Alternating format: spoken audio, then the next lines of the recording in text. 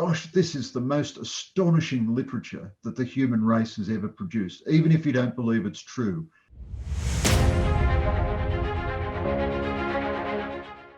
My guest today is Greg Sheridan, well known to Australians, but many people beyond Australia. He's one of our country's foremost security experts and commentators. He's the Foreign Affairs editor for the Australian newspaper. He's written 7 or 8 books, I think, on Asia-Australia relationships, on Australia-American relationships. He's interviewed prime ministers and presidents around the world. He's lived in Australia. He's a native, of course, of Australia, the United States and Beijing. He's internationally respected as a very clear thinker and as a very widely read human being. His latest book is Christians, the Urgent Case for Jesus in Our World. Well, Greg, welcome. I have to say that I think this is a really important book. It's also terrifically well written. It reflects great scholarship. The wit is sparkling. The insights are extraordinary. And it's very readable. And I'll start at the deep end. It seems to me that there are 2 atheists that I could name, important and respected figures, who say, in effect, this book's worth reading. One is Richard Dawkins. You quote him on page 41, saying that Bible literacy is vitally important for our culture. So there you go, the most popular and prominent atheist in our day, saying it matters. And then our very own and very respected Richard Glover, author and ABC broadcaster, writes this: vividly written, compellingly argued, Christians, as in the name of the book, will captivate believers and non-believers alike. Jesus jumps from the pages of this book. So, Greg, you'd written the earlier book, which argues the case for God. Now you've written this on the New Testament and its importance, Jesus and his friends and supporters then and now. Why did you write the book? Can you give us an overview? Why you wrote it? And why is it that even thoughtful and prominent atheists are saying studying these things actually matters? Well, John, thank you very much. And it's a real joy to be with you. And of course, you figure in the book and you're, part of the inspiration for the book. So let's declare that straight away.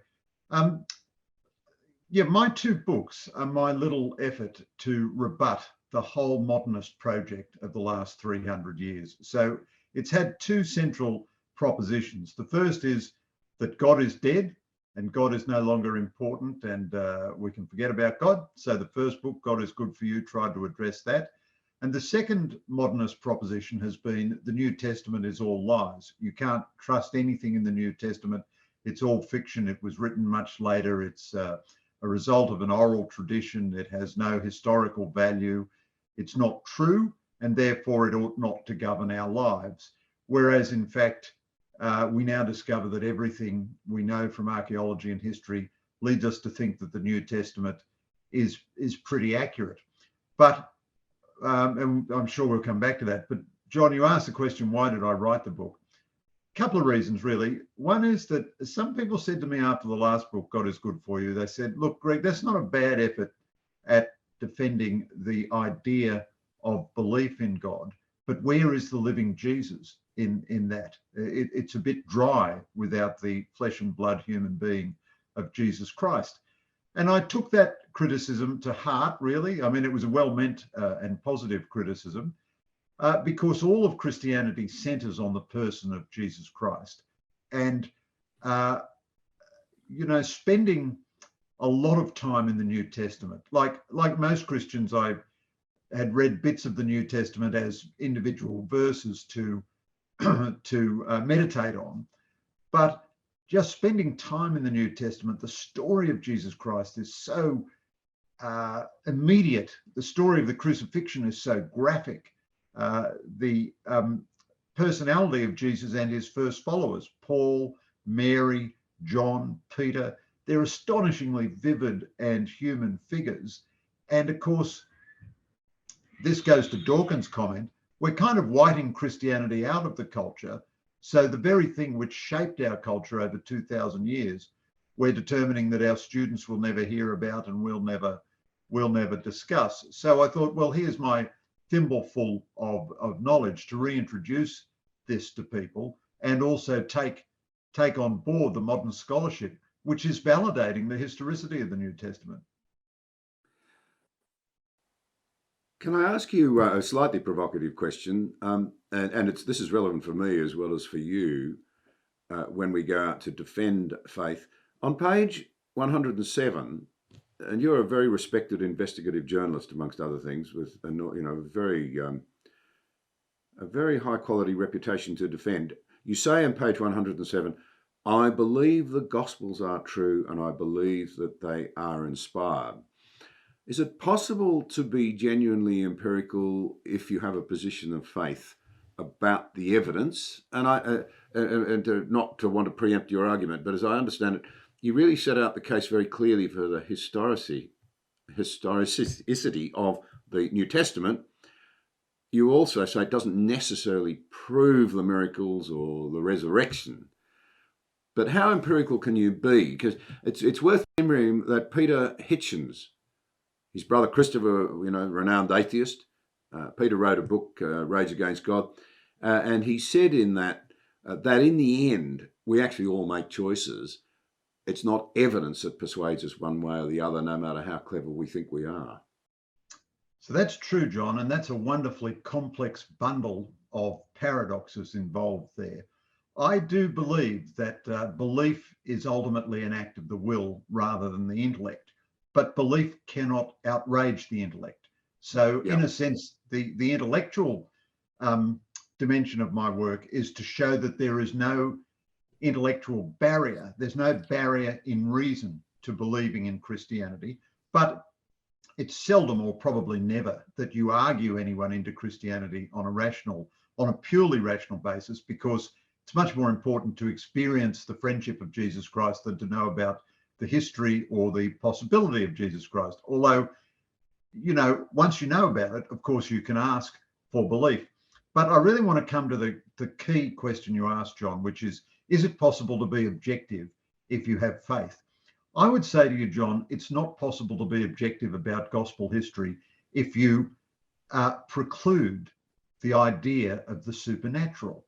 Now, this is a complex and paradoxical reality. Most human beings throughout all history and most human beings today believe in the supernatural. Most people in the world believe in God, and overwhelmingly, most people in history believed in God. We're in a little eccentric cul-de-sac in the West, where a large number of people no longer believe in God.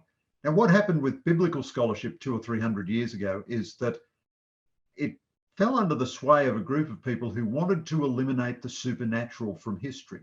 Now, if you start investigating the gospel with the proposition that every single miraculous or supernatural thing in it is a lie, then that forces you to make up theories to invalidate the gospel. So in fact, you're not being objective either. And it's actually very rarely, I agree with Peter Hitchens, it's hard to imagine someone coming to the matter entirely with an open mind, because if you have an open mind, that means you have to be open to the supernatural. But if you're open to the supernatural, that means you believe in the supernatural, and you've, in a sense, already made a choice. If you're open, some people who believe in Christianity say, well, I believe in the supernatural, but I'll investigate it as though I were an atheist. Even that, I think, isn't entirely satisfactory, because you're constantly looking for weird explanations instead of just looking at the obvious. So I tried to read the Gospels in particular, but also the letters of Paul, as a practicing journalist, to read them as long-form journalism and reportage, and then to ask, well, who are the obvious sources? Not to get into sort of deep philological debate, most of which is kind of pretty marginal and pretty speculative, but just to say, from the evidence of this text, who spoke to who here? Well, you read Luke's text, it's full of all this stuff about Mary's visit from the archangel, the Annunciation, her pregnancy, the birth of Jesus, and so on. You say, well, who could have given him that? Well, the only person who could have given him that information was Mary. So it looks like, it's like reading a Bob Woodward book about the White House, who gave Woodward the information about what, what the CIA director was thinking when he woke up in the morning and what he said to his wife and so forth. It's pretty likely it was the CIA director himself, And certainly the Gospels have the ring of truth about them. The description of the crucifixion is so immediate, so visceral and so vivid. The story is also so compelling at every level. So I recommend to people reading the New Testament one book at a time. The books aren't very long, to read them as a whole book. And then in the end, I don't believe that history proves the miracles, but I do believe that history proves that Jesus lived at the time we thought he lived. There's just a wealth of evidence for this, that the Gospels were written very close to the time they cover, that the Jewish life they describe is accurately described, the rural Jewish life that they describe. And many of the things we thought were anachronisms in the Gospel turn out to be accurate. So I think there's a very large body of evidence, only some of which I cite, to indicate that the Gospels were written more or less when they said they were written, more or less by the people who said they wrote them. How much power do you find as an investigative journalist, considering the words that people put down, the observations that they make, that they ring true, if I can put it that way? To cite an example, one of the things that really hit me at a time when I was thinking deeply about these things was the story of Jesus calming the waters. First challenge, do you believe in the miracles? Well, second challenge, though, to move straight to it, is that when he calms the waters, the disciples have been, they were terrified. They thought they were going to die. Now, if it were a nursery rhyme, if it were fiction, which is so much more amenable to the human mind than fact, as G.K. Chesterton, who I know you admire, puts it, if it were fiction or a nursery rhyme, they would have all, lived happily ever afterwards, having been saved from the storm that they thought was going to drown them. But in fact, they were terrified. Who is this? That to me has an extraordinary ring of authenticity that goes beyond fiction.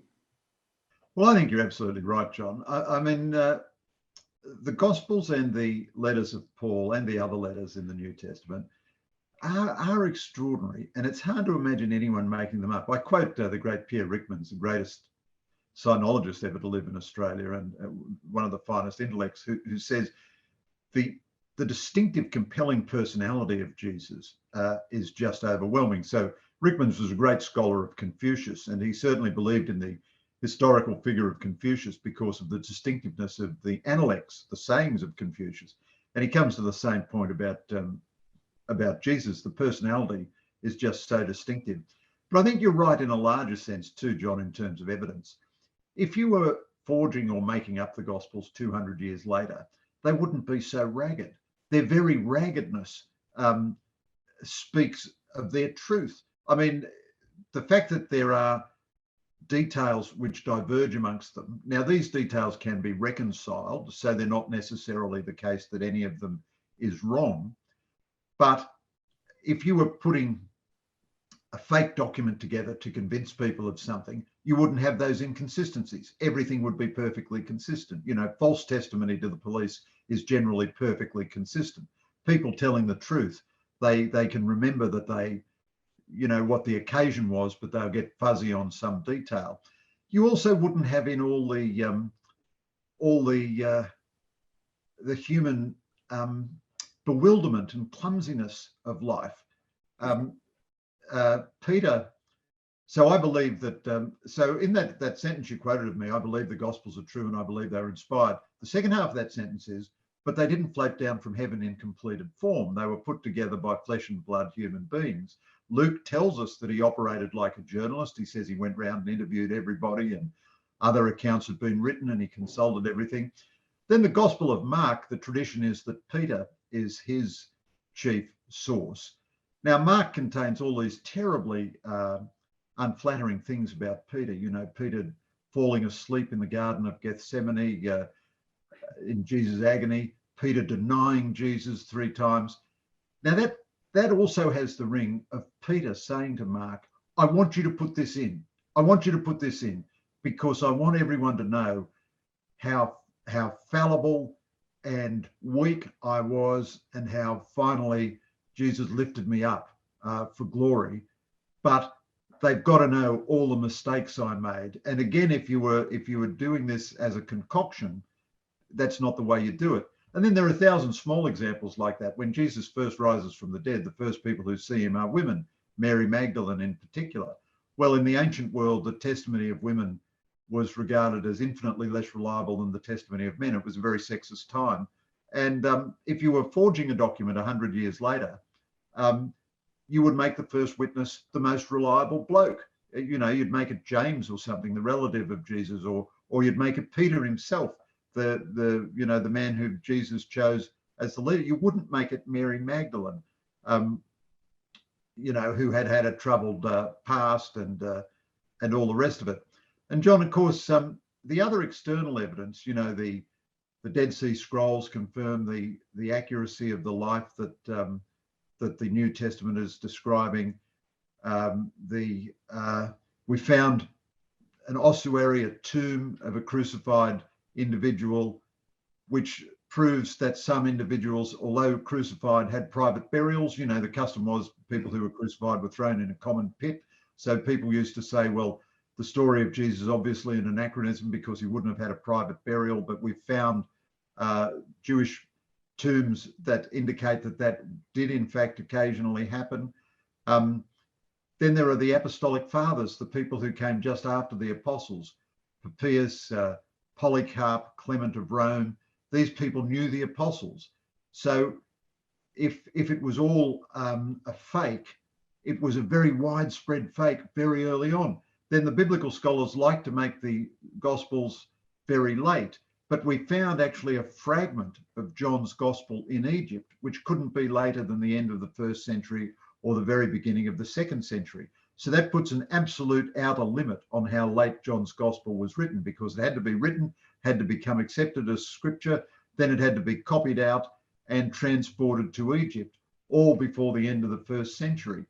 The scholars are almost unanimous that Paul's writings date from a couple of decades after Jesus' death. And Paul is writing to establish Christian communities saying, as you know, our Lord Jesus Christ has risen from the dead and is our Saviour, and so on. So Christians believed this within a few short years after Jesus was there. Now, it might all still be untrue, but it's not untrue in the way that the modernist project said that it was untrue, that it was a long oral tradition written down 200 years later, and Jesus was retrofitted with his divinity by scheming church hierarchs and so on. That is just not true. Coming to the miracles again and the resurrection, I mean, it's traditionally said, and I'm sure it's right, that Christianity falls or stands on the resurrection. If it's true, Paul himself, the apostle, said it. If it's not true, then we of all people are most to be pitied. But if it is true, there's nothing more profound, I would have thought, in human history. But you have a very interesting take in the book that I'd not thought about, as I understand it. And that is that the more radical thought, if you accept that, an all-powerful God who, is able to intervene, has intervened, something that's even more radical than the idea of the resurrection is the idea of God himself humbling himself to a cross, the crucifixion. I thought that was a very interesting aspect. And of course, at its heart, you've got to ask, why would God do it, let alone what is it in his personality that as an all-powerful being, he would subject himself to the cruelest and most degrading trial process and actual death ever imagined? So, John, I'm very glad that struck you. It certainly strikes me that the crucifixion is the most radical claim of Christianity, even more than the resurrection.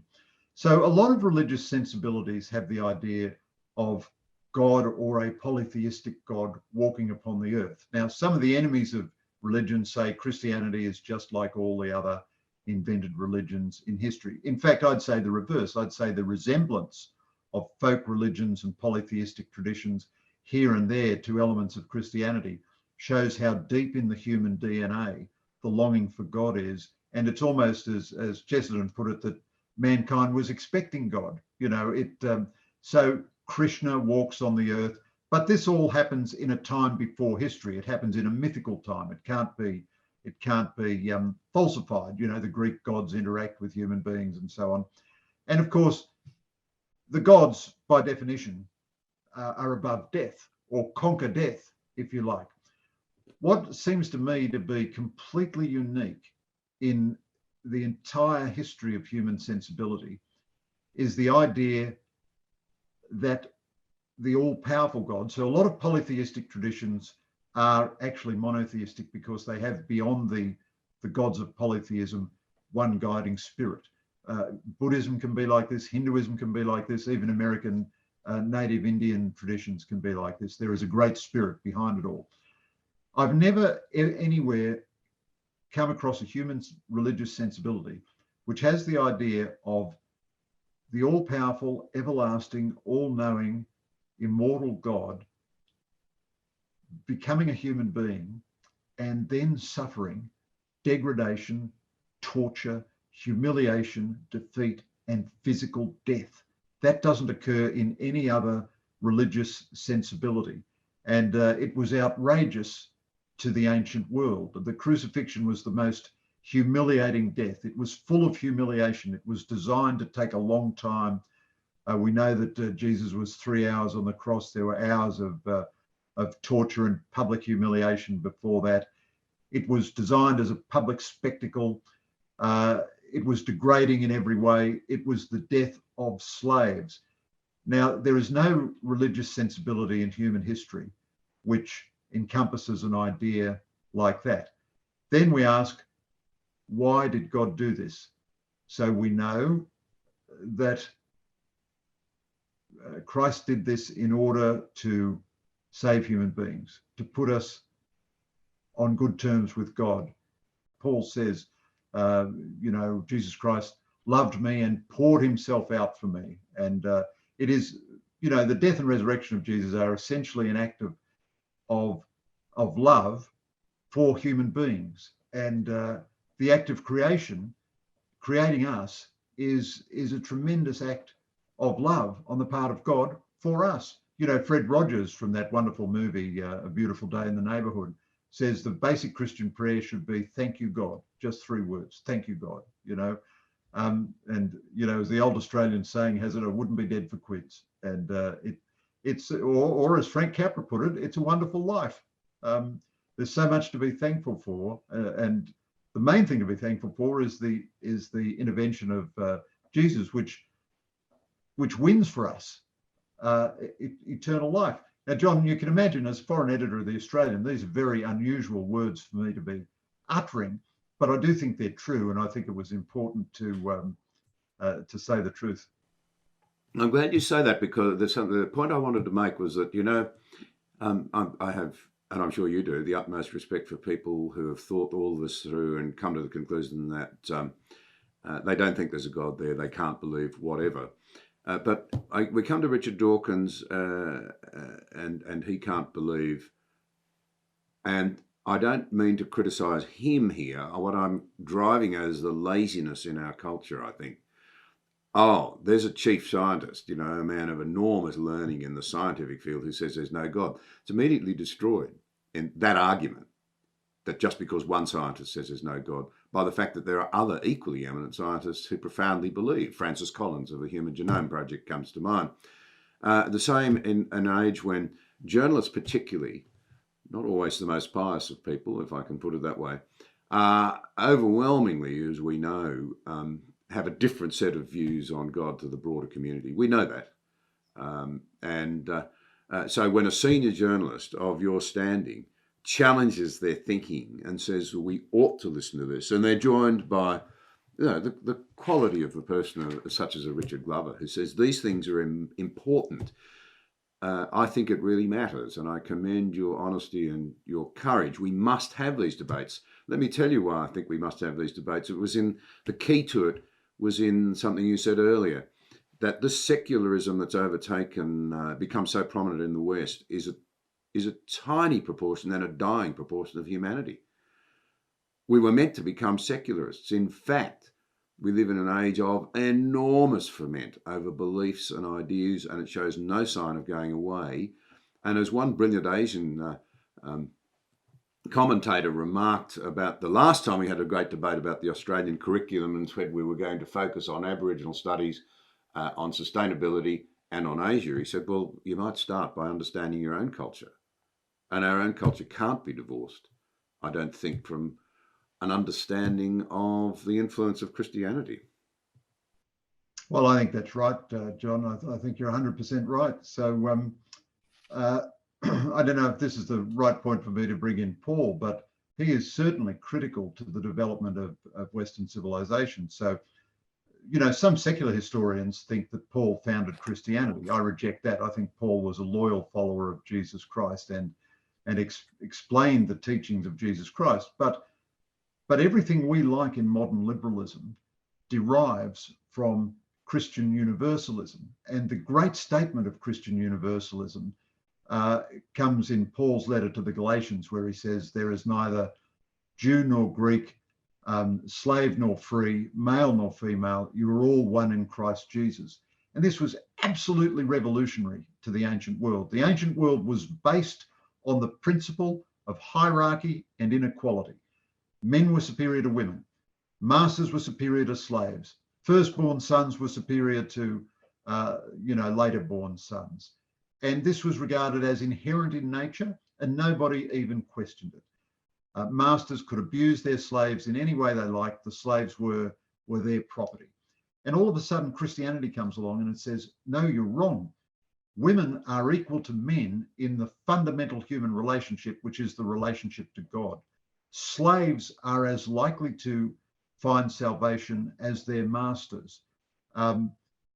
Foreigners have human dignity, human souls.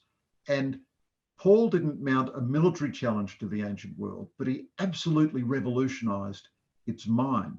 It was very common in the ancient world to kill female babies because male babies were more valuable to you. Christians didn't do that, of course. So their families had lots of girls. And as a result, they're much happier families. I mean, imagine how dismal life would be if it was all blokes.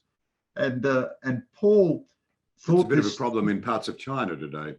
Absolutely, absolutely. So China's a good example, because without Christianity, you don't get a sort of kumbaya,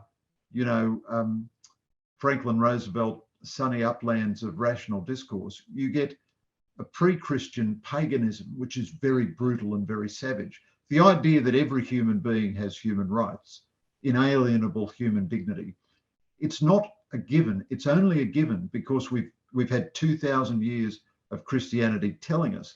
And in the initial generation, when you abandon Christianity, you still use Christian categories. So you live off the capital. But we've now been abandoning Christianity for so long that we are, I think, heading to a kind of a pre-Christian paganism. The last time we had a pagan environment, it was hypersexualized. It was very cruel to women. It was very savage. Columnist I greatly admire, Ross Douthat, says, if you didn't like the religious right, you just wait till you meet the post-religious right. Yeah. The left are crazy if they think they're going to win forever. No, no, no, no. But they will be opposed by people who are much more savage, much more ruthless, who are obsessed with their own nationalisms and tribalisms than were their Christian opponents. And the whole amalgam of values that we enjoy as modern liberalism, broadly defined, emerge organically and directly out of Christianity. And a lot of my friends, conservatives who are not Christian believers, and I'm not criticizing anybody in the book at all, but they would say, well, we can have the values, but we can't have the belief. Now, you can't have the belief merely in order to have the values. But I just think as a matter of analytical judgment, we can't have the values if we don't have the belief. Ultimately, the values are unsustainable without the belief.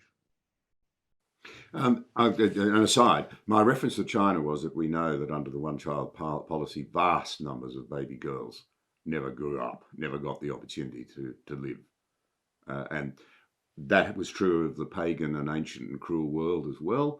And Rodney Stark argues that, in fact, the explosion of Christianity happened largely because little girls were valued equally with little boys and allowed to live. That's a profound point that is so easily overlooked. And it brings me to something else I'll come back to universalism and Paul in a moment, because I want to explore that in the context of our modern society. But before we do, G.K. Chesterton is famous for the remark that stop believing in God and you won't believe in nothing, you'll believe in anything. Now, that's where our culture's gone. Do you think that one of our major problems in the West is that we no longer have a narrative that binds us together? Yes, absolutely. I think that's a critical question for the West. So I don't in this book argue an instrumentalist view of Christianity. I'm not saying believe in Christianity because that'll save Western civilization. But incidentally, just by the way, it will save Western civilization. So I say believe in Christianity because I think it's true. And the evidence is overwhelming that it's true. And it fits with our senses, it fits with our rationality. And who can ignore the personality of Jesus Christ? But a separate argument is that the West was formed by Christianity. Now, here's a paradox. Christianity is truly a universal religion. It's open to every human being, whatever their background. The majority of Christians today are not Westerners. People in China are suffering persecution in order to live out their Christian faith. The same is true in Pakistan, in Africa. These people are 24-carat Christians, suffering much more persecution than we could ever imagine. They are absolute roll gold Christians. However, it is also the case, it is a simple matter of historical fact, that Western civilization grew up as a result of Christianity and in a dialogue with Christianity. It's also true that Christians did a lot of bad things over that time, no doubt about that. I think overwhelmingly, though, Christianity was a force for the good, but certainly a lot of Christians did a lot of bad things. But now the West is going crazy. It is abandoning the roots of its own civilization. So a couple of years ago, John, I wrote a memoir. I went to all these book festivals, writers' festivals, very nice of them to invite me. There was not a single book written from a pro-Christian or a pro-Jewish point of view.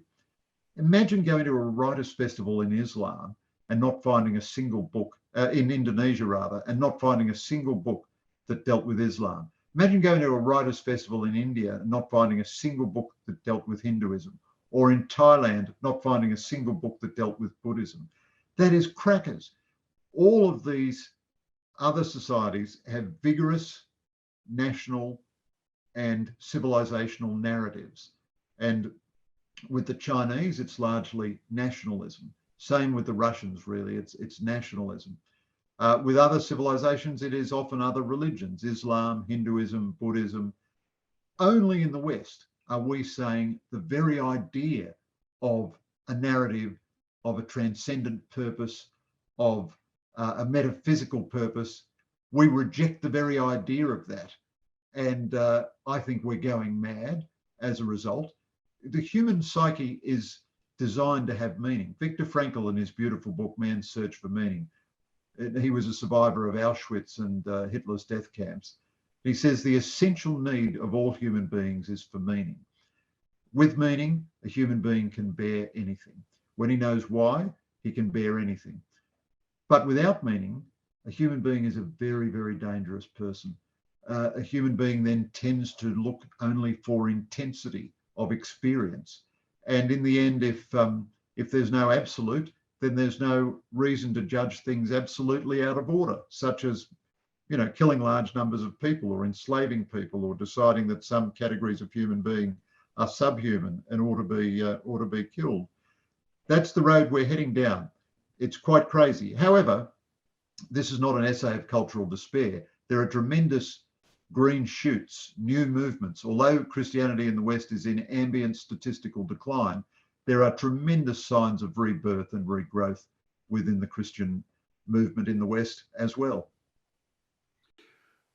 It does strike me, I want to be careful how I put this, because I do read the comments and they're very illustrative and I appreciate them hugely when I have one of these conversations. And sometimes people feel I'm prickly about atheists. And as I said earlier, I have the greatest respect for people who've really thought it through and come to that conclusion, even though I disagree with them. I mean, that's my motto. We've got to have a reasoned and a polite debate. But I do throw this challenge out, and you make the point in the book, there's nothing new about the new atheists. It's all been said before, from the 1860s on particularly. alternative explanations for who we are and how we came about and so forth have been very fashionable. Their great problem is that they have not been able to fashion a narrative that unifies us and satisfies us. And I think that's one of the great challenges, because the monument to secularism is all around us.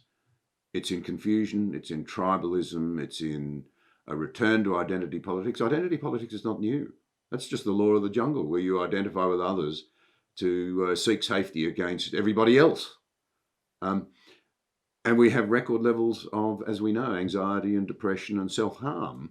It's not actually a pretty picture. And the challenge for people who reject the need for a unifying narrative, I think, is to say, well, how on earth are we ever going to make our societies work? Because the story's not too good at the moment. Well, that's right. I mean, human beings are social creatures, and they live in societies. They want to have a social purpose as well as an individual purpose. Human beings also yearn for God. They yearn for meaning. They yearn for the transcendent. I mean, if you take God away from them, the consequences are generally very ugly. I am not critical of atheists generally. That's fine. And there are lots of individual atheists who transcend this and live lives of purpose themselves. But for the society, it's disastrous. I am very critical of Dawkins. I think his books about Christianity are tremendously dishonest. And he sets, even though he does say we ought to have biblical literacy, and I quote him on that, but he sets up many straw men. He doesn't deal with contemporary, well, not even contemporary, he doesn't deal with traditional mainstream Christianity. He takes the weirdest fundamentalist he can find and then asserts that that stands for all of Christianity.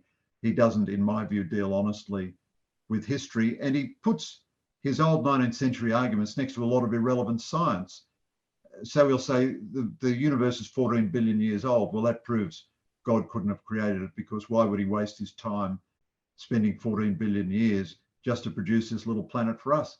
Well, how on earth would Richard Dawkins know what God would do? That strikes me as absolutely characteristic of God, that he would spend 14 billion years preparing this beautiful garden for us. And the argument, it's 14 billion years old, therefore it can't be God. That's not an argument, that's just a prejudice. And most of the new atheist stuff is not really an argument. It's just a prejudice. But there is, as a result, a tremendous ignorance in our society. So just reading the scriptures, I read a lot of the Old Testament for the last book and a lot of the New Testament in detail and repeatedly for this book. And you think, gosh, this is the most astonishing literature that the human race has ever produced. Even if you don't believe it's true, the Gospel of John is the most astounding piece of human literature. N.T. Wright, in his splendid biography of Paul, argues that Paul should be taught in philosophy, history, politics, psychology classes, because this 80 or 90 pages is the most riveting, transcendent, penetrating, brilliant, integrated prose that human beings have ever created. And yet, where do you study Paul today? In what high school course or what university course does anybody read the letter to Romans or the letter to Galatians or something? So we'll subject all our poor kids to the Safe Schools program, but we'll make sure they never come across Paul or any of the other scriptures. That strikes me just at the level of base knowledge as crazy. And given how central this knowledge has been to our own civilization, willful self-harm. Yeah, Malcolm Muggeridge. Now, he was sneered at by many people after he became a Christian believer, but of course he was one of the most powerful minds of the last, ever. And he said of the introduction to John, it is the most sublime piece of literature ever put together. Now, we ought to listen to Malcolm Muggeridge, because he warned very clearly of how we were undoing ourselves, how we were eating ourselves out from within 30, 40, 50 years ago. And he was unbelievably prescient in the things he warned about and where they would lead to. But that's, I want to come back to then, just before I do, you do have a very interesting chapter on angels. You even have some data on the fact that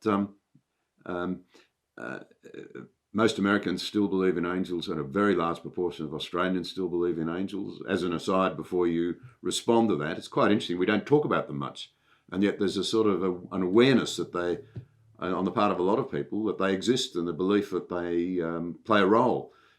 It's interesting too that about a third of Australians, despite the sneering and the lack of biblical literacy, still believe the resurrection actually happened.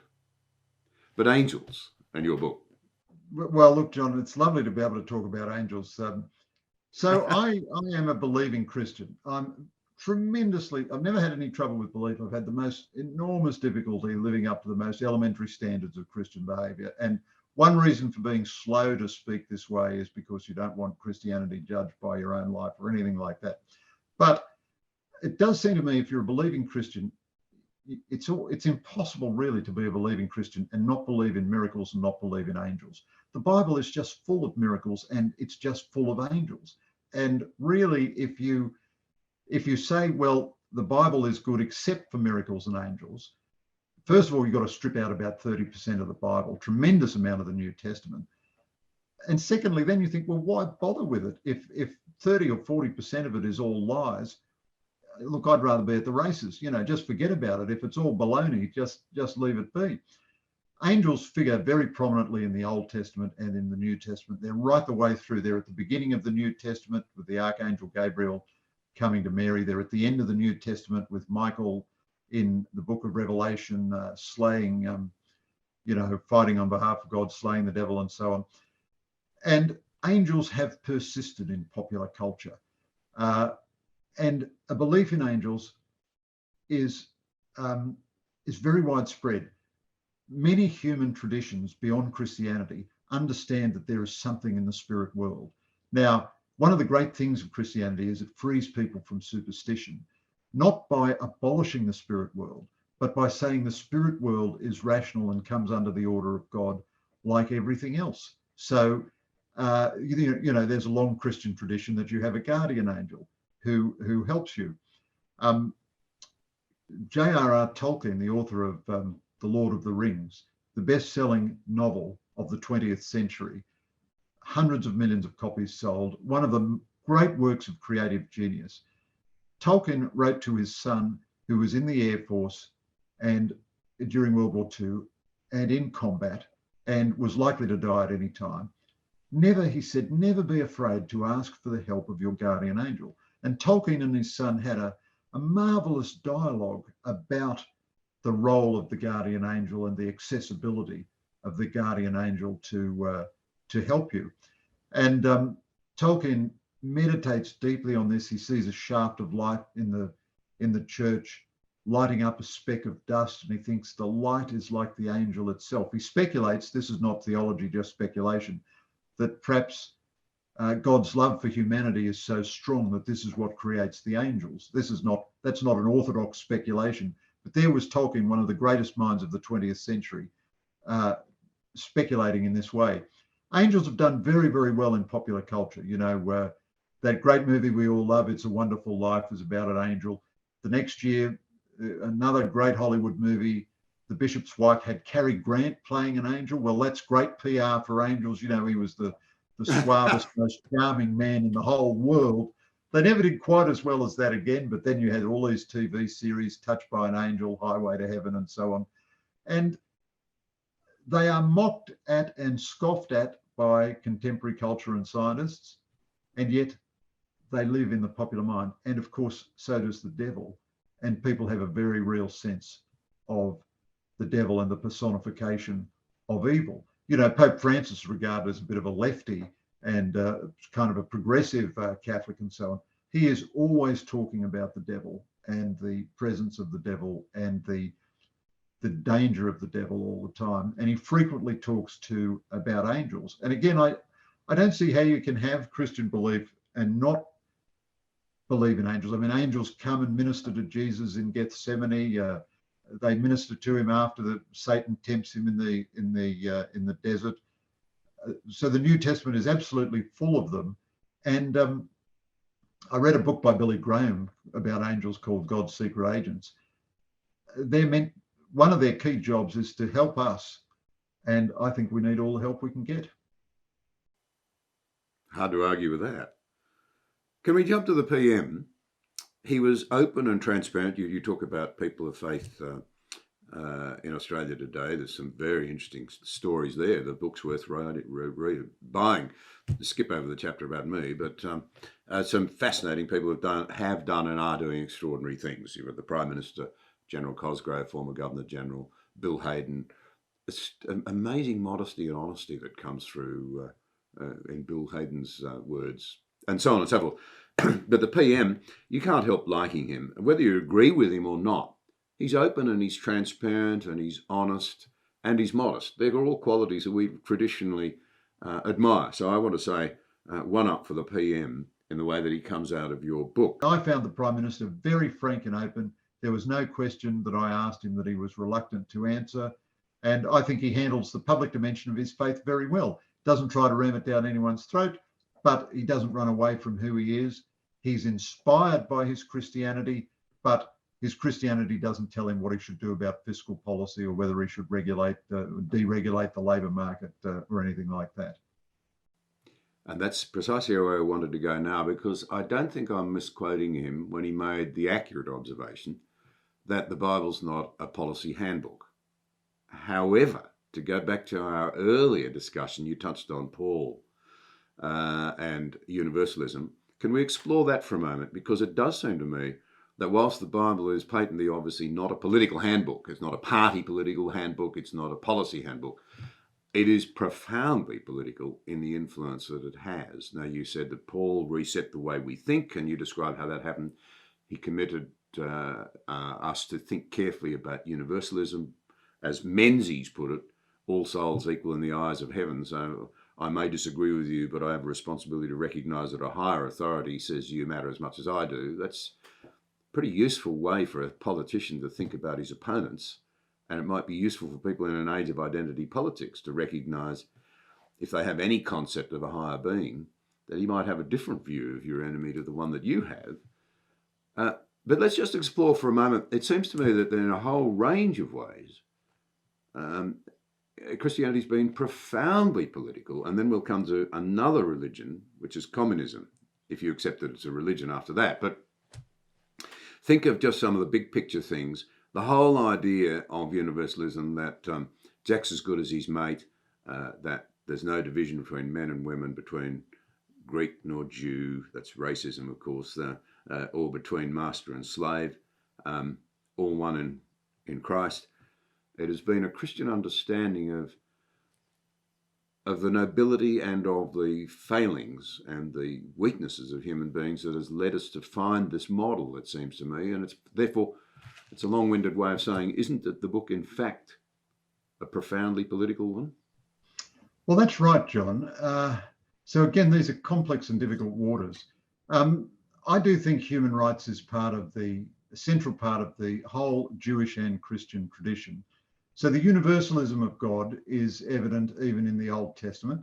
The great first statement in the ancient world for human rights is in the book of Genesis, that humanity is created in the likeness and image of God. That was not the understanding of humanity before then.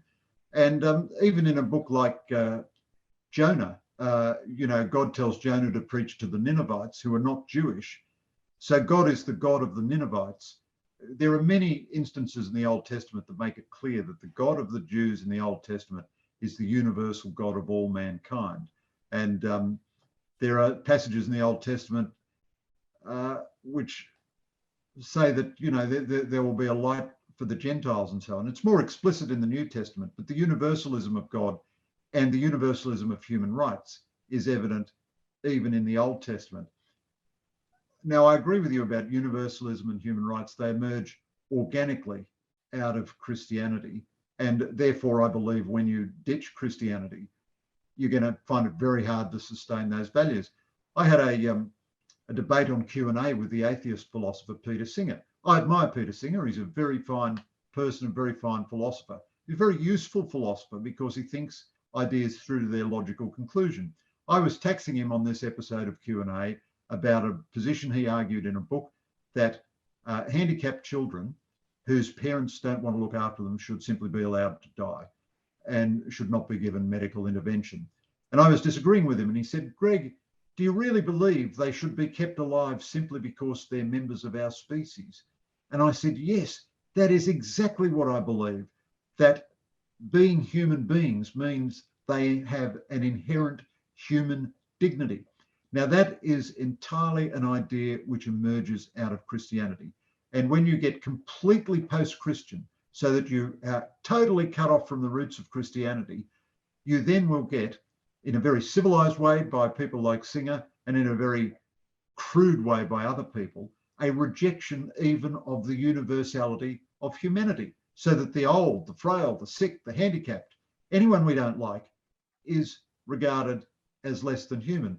And a final point I'd make, John, responding to your profound and interesting reflections, I agree that Christians ought to be able to draw more explicitly on their values in public life. Bob Hawke did in a peculiar way. He once made a very powerful speech in which he said, surely the fatherhood of God implies the brotherhood of man. And, I think Hawke was absolutely right. I guess two things have militated against it. One is the new anti-Christian secularist environment, which means everybody else is allowed to draw on their life experience and express their values, but not a Christian. The only Christian acceptable in public life now is a social justice Christian, and preferably one who denies all the church's teachings on life issues. The church is uncompromising on life issues. So you can't kill innocent babies. You can't kill innocent older people. And the churches are right to be uncompromising on those issues. The other thing, though, I'd say, I don't want to kind of validate the left here, but I do think in the United States, certain politicians are too ready to identify their particular policies with Christianity. So Christianity does give you very clear principles. You must be kind to people. You must treat your opponents with human dignity. You must treat everyone with human dignity. It doesn't tell you whether you should fight poverty by giving more welfare or by deregulating the labour market so that more people get jobs and so on. And some American politicians are a bit inclined to say, unless you support my tax cuts, you are an agent of godless socialism or something. And this kind of gives Christianity a bad reputation. To identify Christianity with what is merely your own policy position. This happens in Australia much more on the left now than the right. A left-wing Christian is much more inclined to say, anybody who doesn't agree with my policy on, open borders or something is against Christianity.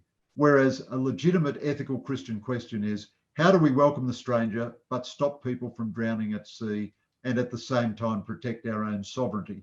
So I end up with a position which says, let's have a big refugee intake, but let's police our borders securely. Some left-wing Christians say, unless you have open borders, you are not a good Christian.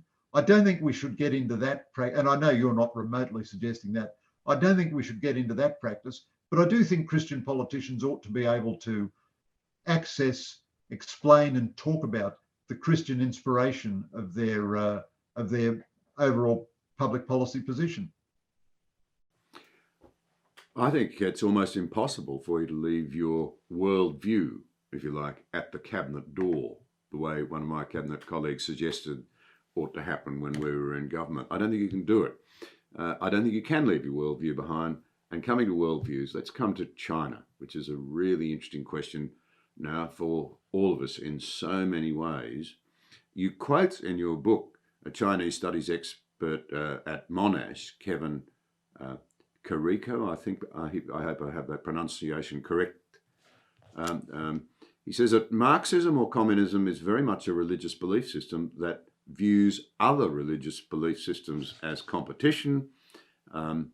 He goes on and says that Marxism commands an all-embracing loyalty. It's an attempt to bring heaven to the earth, and that the Marxist idea is that the proletariat which has been exploited will be rewarded when communism is fully realised. And here's the really interesting one. It's a competing monotheism, but the Communist Party is God. Now, for all sorts of reasons, China is a place that we need to understand.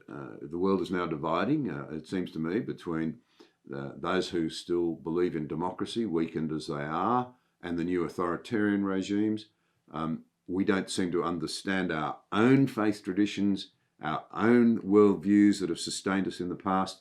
We have great difficulty understanding the nature of communism. And here he's nailed it. In communism, the party is God. You owe your loyalties to it ahead of even your loved ones, your community, even your nation.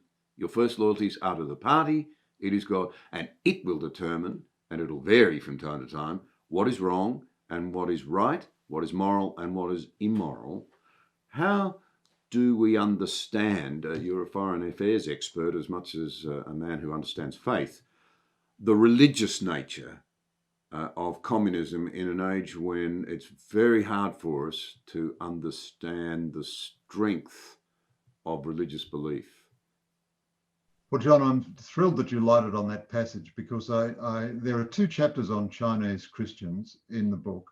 And Chinese Christians are magnificent, and the expansion of Christianity in China has been one of the fabulous stories of the last 100 years. You know, in 1949, when the communists took over, there were 3 or 4 million Chinese Christians. There are now somewhere between 60 million and 120 million. For reasons I outline in the book, it's very, very hard to get an accurate picture. But even if it's the lower figure of 60 million, to go from 3 million to 60 million under the enormous persecution that Christians have faced almost relentlessly, and certainly much more today than 10 years ago in China, is an astonishing growth of Christianity. But I do believe that the academic you quote and another academic, Jeremy Barmay, convinced me completely, and my own long experience of the Cold War. Communism, in a sense, was always a competing religious view to Christianity. Now, communism fell in the Soviet Union, and we stupidly thought that meant the end of communism. Whereas, in fact, the biggest, most powerful communist country in the world is China. And the idea that the Chinese Communist Party does not have ideology is utterly foolish. So the Chinese Communist Party, I agree with the academic you quoted and with other academics, is inherently a religious organization. It's best to understand Chinese communism as one of the great world religions. And it's natural, in a sense, that the Chinese Communist Party see Christianity as a competitor, because it offers an alternative plausibility structure, an alternative belief structure. So communism has, in a sense, always been a religion, but Chinese communism is a particular religion. What do I mean when I say that? It provides a total view of the human experience. It explains all of the human experience from birth to death and beyond. It is very scriptural.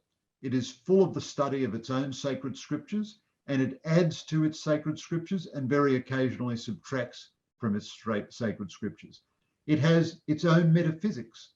One of its purposes is to provide an existential meaning and purpose to the lives of Chinese citizens. So the purpose of the Chinese citizen, in Communist Party terms, is to advance the interests of the Chinese Communist Party, advance the interests of the Chinese nation, and complete the revolution of the proletariat and the creation of the perfectly just society, which the communist society will be in due course. The Chinese Communist Party has its eternal teachings, which it calls Marxism-Leninism thought, and it has its specific teachings for today, which it calls Mao Zedong thought. So the eternal principles of Marxism-Leninism, and then it adapts those eternal principles to the period of history that it's living through, and the label that it uses for that is Mao Zedong thought. Jeremy Barmay, a brilliant sinologist whom I quote in the book, makes the point that the Chinese were tremendously influenced by Stalin in a positive way. They didn't regard Stalin as a bad guy, you know, murderer of tens of millions of people. The Chinese Communist Party murdered tens of millions of people. It was well and truly on a league with Stalin, but it accepted much of the culture of communism that Stalin brought. Now, for a time, it sort of rejected Marxist economics, but it never completely rejected Marxist economics. And now it's much more emphasizes state assets and state leadership in the economy. But the real point of Marxism-Leninism is in the Leninism and the practice of Stalin. And all of that is about state power, party power, and reforming the individual human mind. Now, Stalin was a horrible, murderous communist dictator, but he did, as a matter of fact, attend a Russian Orthodox seminary as a young man. He never aspired to the priesthood. He was never religious or anything, but he did attend.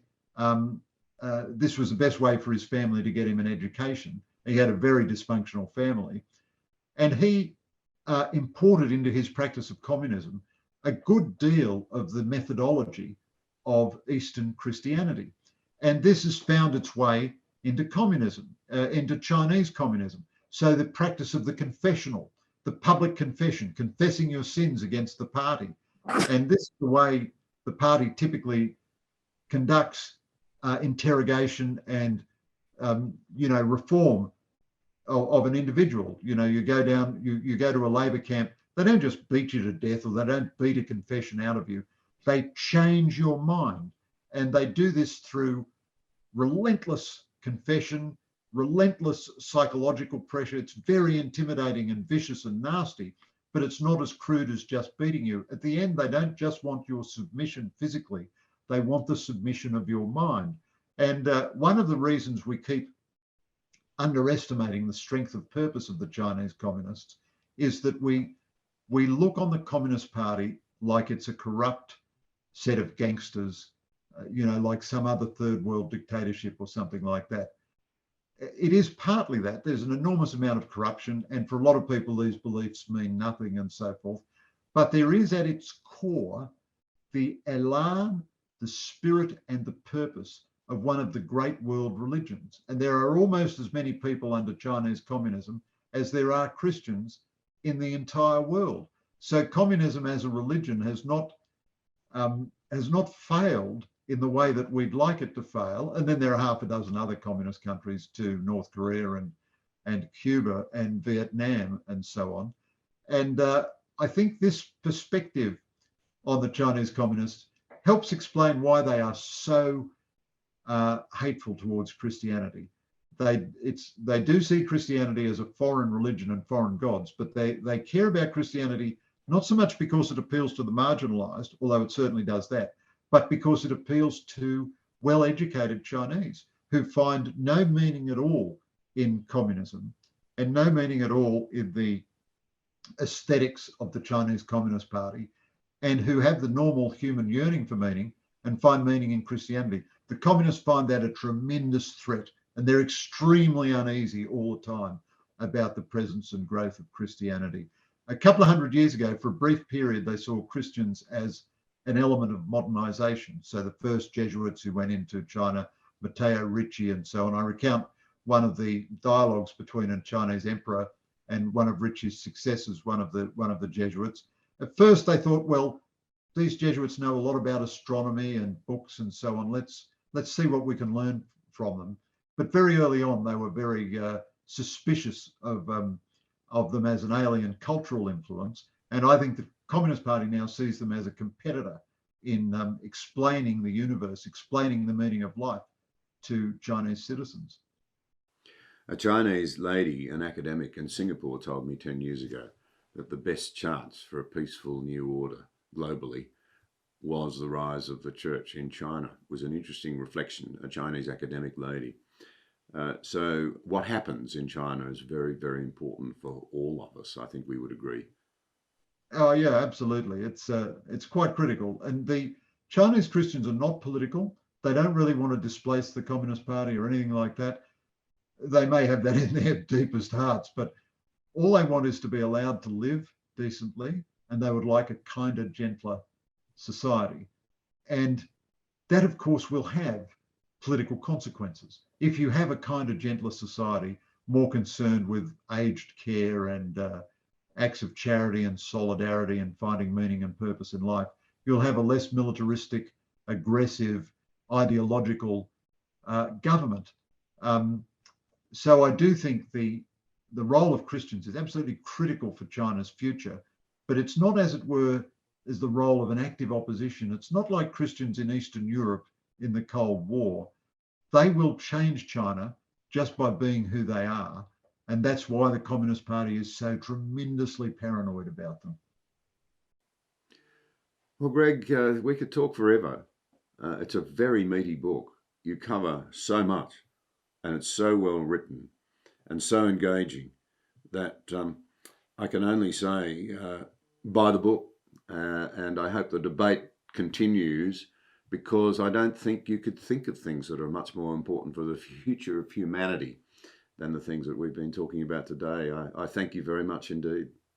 Well, John, it's a real pleasure to talk to you, and you've been an inspiration for so much of this. And thanks very much for having me. And it was such fun to write this book. I mean, if I ever get to the pearly gates, one question will be: so you had all this fun, and you claim that was a life's work, huh? But in any event, thanks so much, John. Thank you. Thank you for watching this episode. We appreciate your support. If you value vital conversations like this one, be sure to subscribe to the channel there, and also click the notification bell to stay up to date with new releases.